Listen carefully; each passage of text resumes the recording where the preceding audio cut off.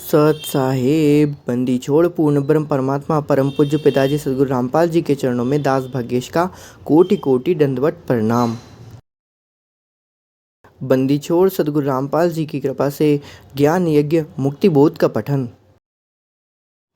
सभी भाई बहनों को दास का प्यार भरा सत साहेब।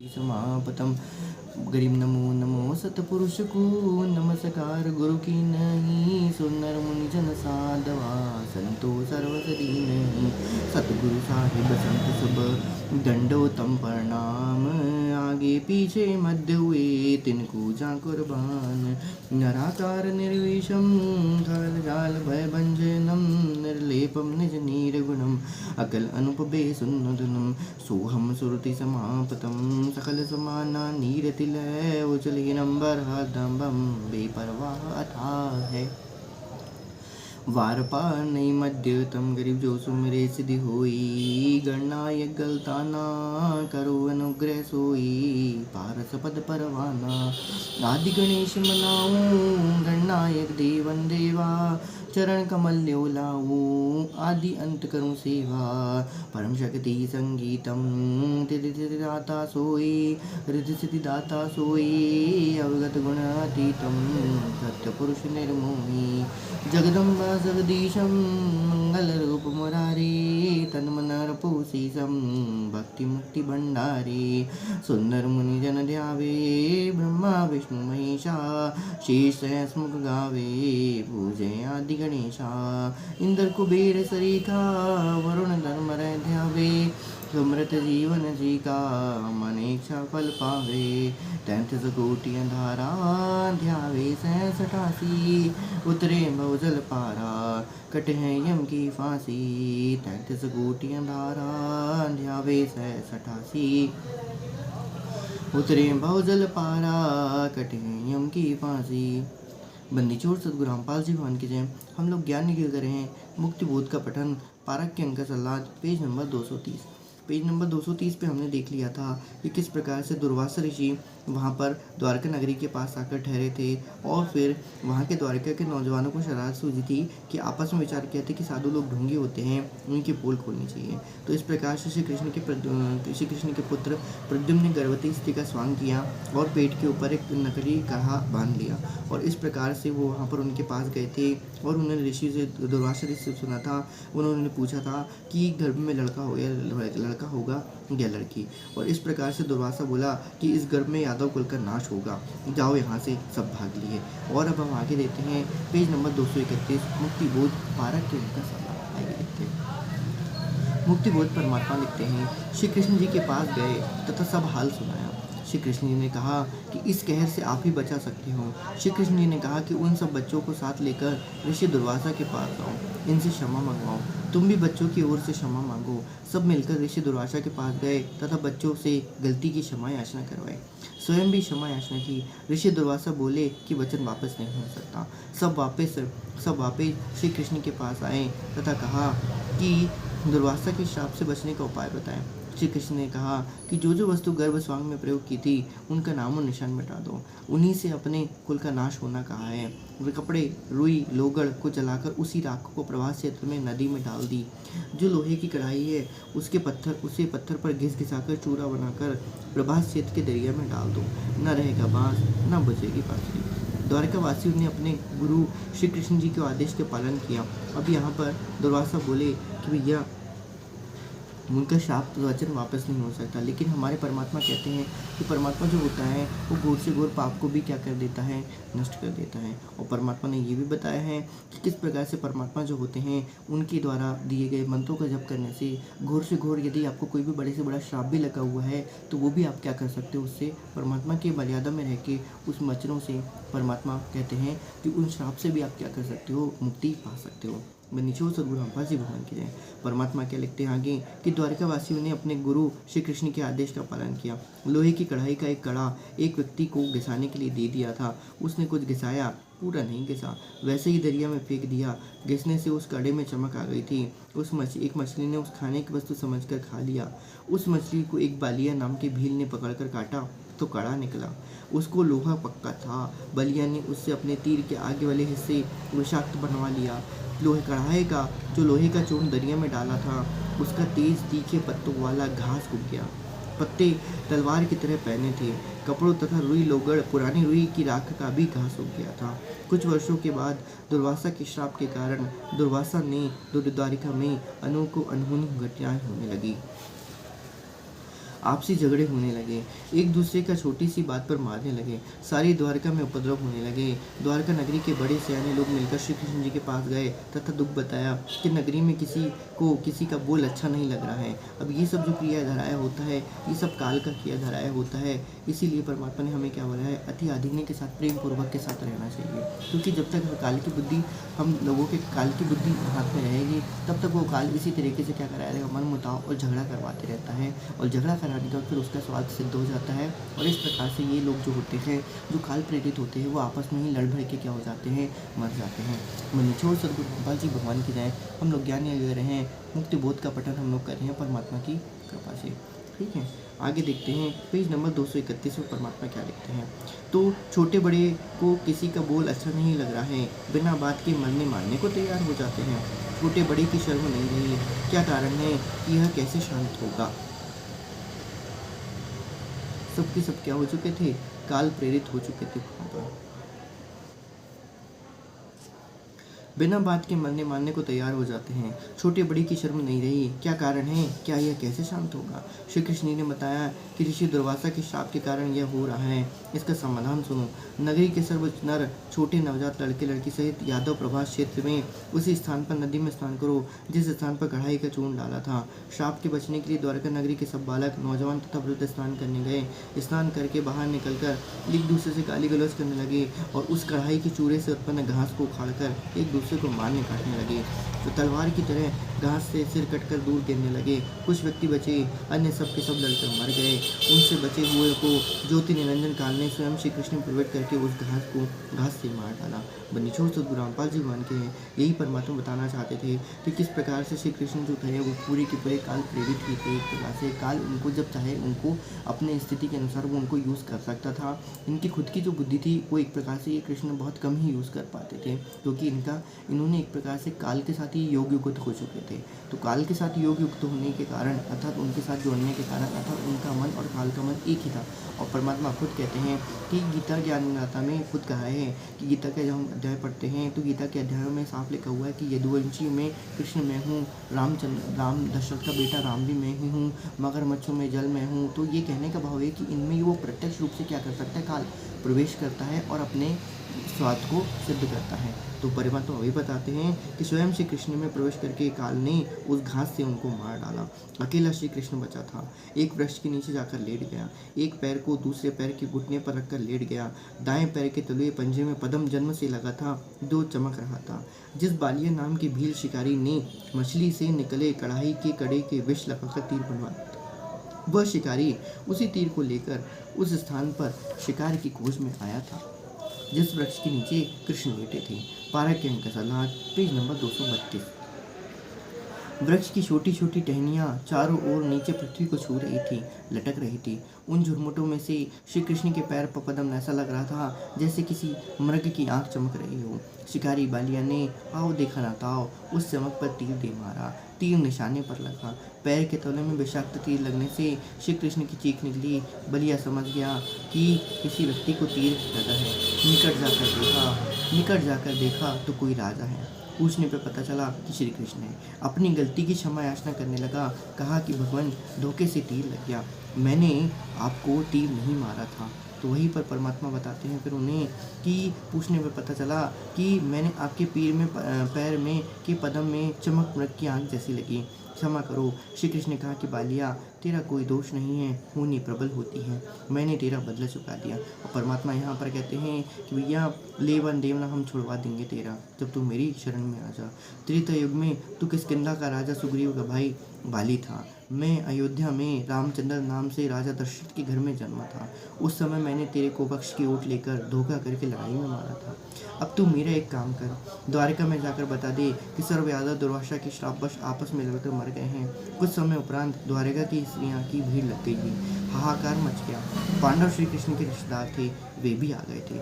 श्री कृष्ण ने अर्जुन से कहा कि आप सर्व गोपियों यानी यादवों की स्त्री को लेकर अपने पास ले जाना। यहाँ कोई नर यादव नहीं बचा, आसपास की भीड़ इनकी इज्जत खराब करेगी। पांडवों ने कहा कि तुम राज्य अपने पौत्र को लेकर हिमालय में जाकर घोर तप करो और अपने युद्ध में किए पापों का नाश करो। अर्जुन ने पूछा, भगवान एक प्रश्न आज मैं आपसे करूंगा, आप सत्य उत्तर देना, आप अंतिम श्वास गिन रहे हो, झूठ मत बोलना। श्री कृष्ण ने कहा कि प्रश्न कर। अर्जुन बोला, आपने गीता का ज्ञान कुरुक्षेत्र के मैदान में महाभारत युद्ध से पहले सुनाया था। उसमें तो आपने कहा था कि अर्जुन तू युद्ध कर, तुम्हें कोई पाप नहीं लगेंगे, तो निमित्त मात्र मत बन जा। सब सैनिक मैंने मार रखे हैं, तो युद्ध नहीं करेगा तो भी मैं इन्हें मार दूंगा। जब युधिष्ठिर को भयंकर स्वप्न आने लगे, आपसे कारण जानना चाहा तो आपने फिर बताया था कि युद्ध में किए बंधुघात के पाप के परिणाम स्वरूप कष्ट आया। समाधान आपने यज्ञ करना बताया था। अब यज्ञ कौन सा था? वो काल प्रेरित यज्ञ था।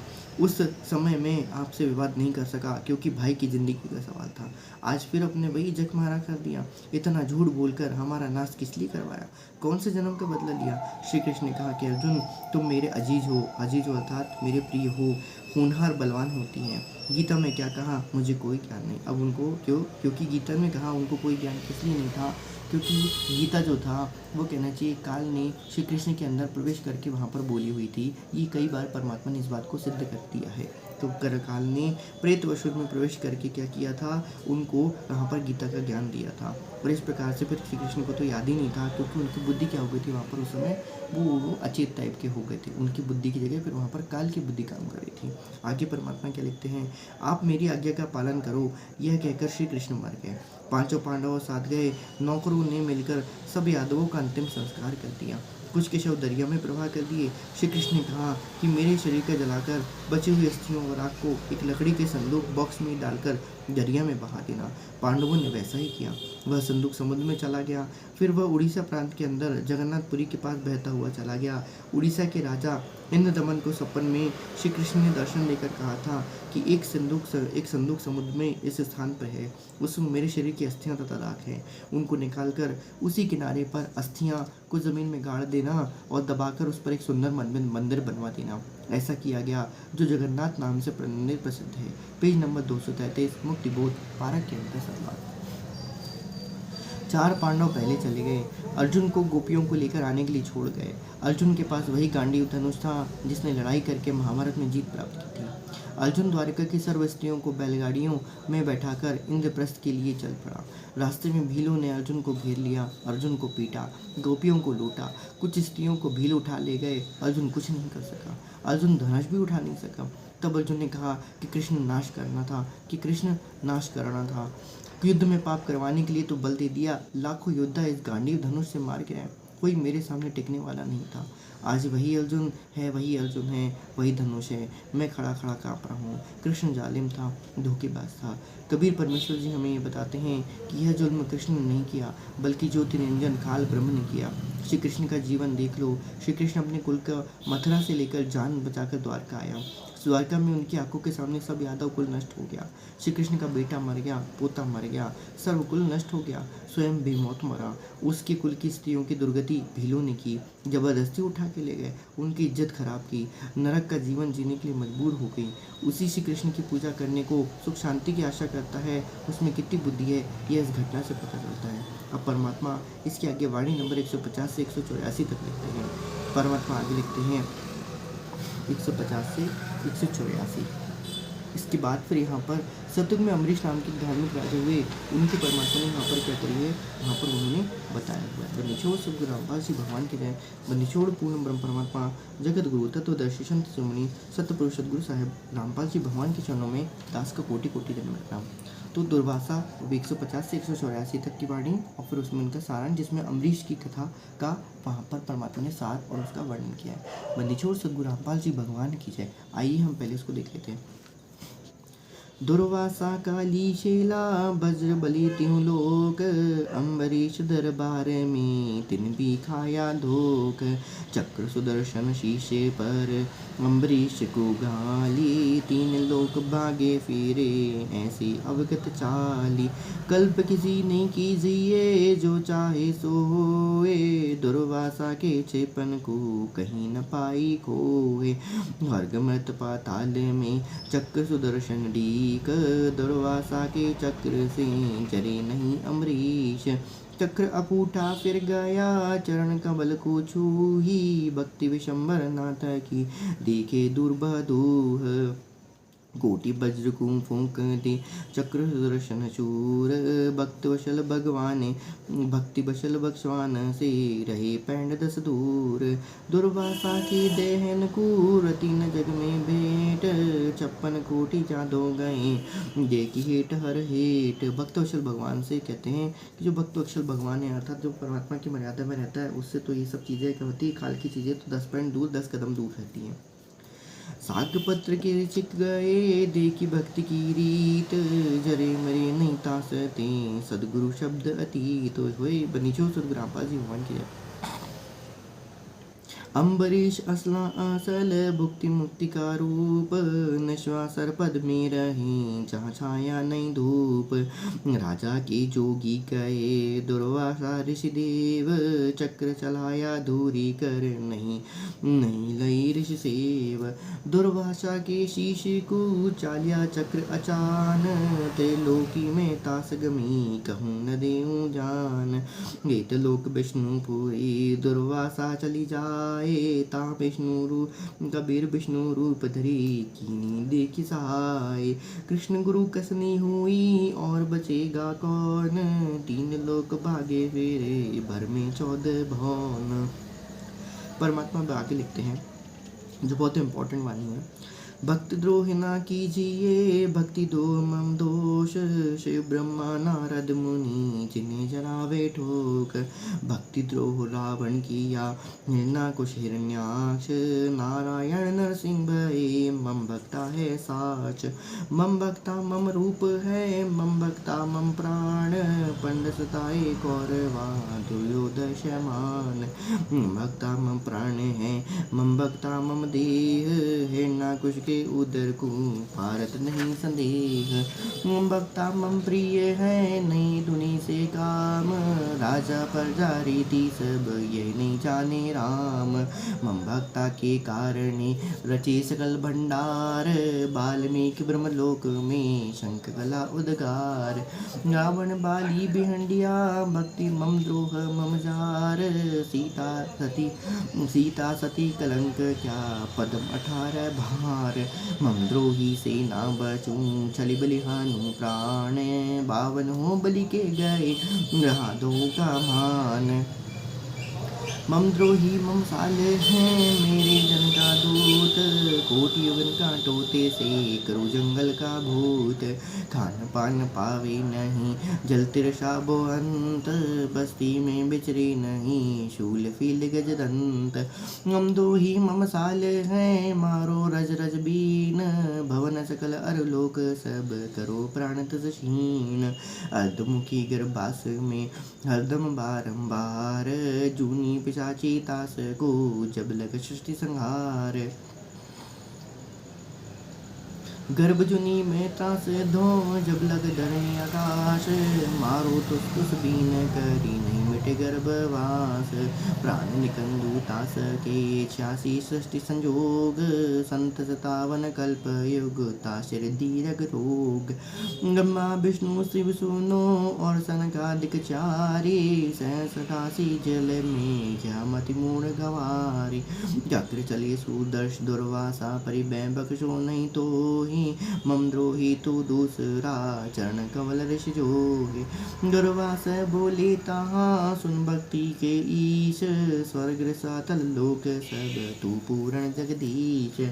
तुम्हारे घर छूटे नहीं तुमरे दर छूटे नहीं चक्र सुदर्शन चोट, कहाँ खड़ाऊँ ईश जी बचों कौन की ओट। अम्बरीश दरबार में जाओ निरसंदेह, काले घटाकूटी पड़े मम द्रोही मुख खेह। दुर्वासा मृत को तुम जाओ तत्काल, ध्यान ज्ञान शास्त्रा तत्जो बाद विदा जंजाल। ओए होए ध्यान ज्ञान शास्त्रा तत्जो बाद विदा जंजाल। बंदीछोड़ सद्गुरु रामपाल जी भगवान की जय। जब तब करनी काले है बिन भक्ति बंदान, एक ही केवल नाम है सो देवेंगे दान। बंदीछोड़ सद्गुरु रामपाल जी भगवान के। मान बढ़ाई को करी डिम्ब डफन करंत, जन के उर में ना बसो जम छाती तोरंत। बंदीछोड़ सद्गुरु रामपाल जी भगवान के हैं। इस प्रकार से यहाँ पर पेज नंबर 234 पारक के अंक सलाद मुक्तिबोध परमात्मा ने जो वाणी लिखी थी पारी नंबर 150 से 184 तक पारक के अंक सलाद की, वो यहाँ पर होती। बंदीछोड़ सद्गुरु रामपाल जी भगवान की जय। बंदीछोड़ सद्गुरु रामपाल जी भगवान की जय। बंदीछोड़ सद्गुरु रामपाल जी भगवान की जय। सभी दास दासियों को दास भागेश का प्यार भरा सत साहिब। एक घड़ी आधी घड़ी आदि में पुनियाद, कबीर संगत साधु की कटे कोटि अपराध।